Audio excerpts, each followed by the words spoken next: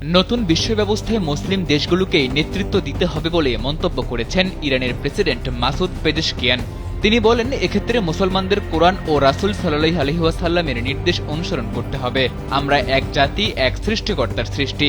সূরা হুজুরাতে মহান আল্লাহ তাআলা বলেন, তোমাদের মধ্যে আল্লাহর নিকট সবচেয়ে সম্মানিত সেই ব্যক্তি যে সবচেয়ে পরহেজগার। সম্প্রতি ওমান টিভিকে দেওয়া এক সাক্ষাৎকারে তিনি এসব কথা বলেন। চীন ও রাশিয়ার সঙ্গে ইরানের সম্পর্ক ও পশ্চিমের সঙ্গে ভারসাম্য রক্ষায় ইরানের কৌশল প্রসঙ্গে পেজেশকিয়ান বলেন, যারা ইরানকে সম্মান করে তেহরানও তাদের সম্মান করে। ইরান পারস্পরিক স্বার্থ ও সম্মানের ভিত্তিতে সম্পর্ক গড়তে প্রস্তুত।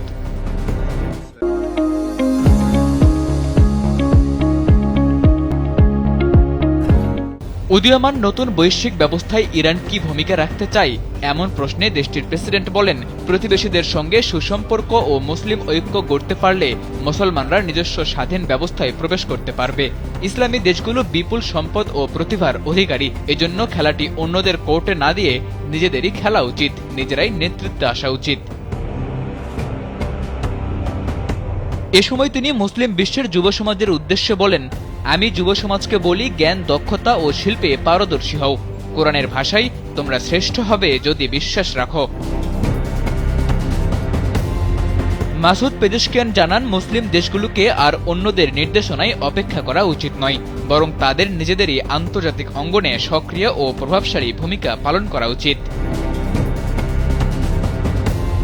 গাজা সংকটে ইরানের অবস্থান প্রসঙ্গে ইরানের প্রেসিডেন্ট বলেন, দুনিয়া কি সত্যিই দেখতে পাচ্ছে না যে একটি রাষ্ট্র কিভাবে গাজার নিরস্ত্র জনগণকে নির্বিচারে হত্যা করছে, হাসপাতাল, বিশ্ববিদ্যালয় ধ্বংস করছে? ইরান মুসলিম দেশগুলোকে একত্র হয়ে গাজা ও লেবাননের নিপীড়িত মানুষের পক্ষে সোচ্চার হওয়ার আহ্বান জানায়। সাদাতুর রাফি, কালবেলা।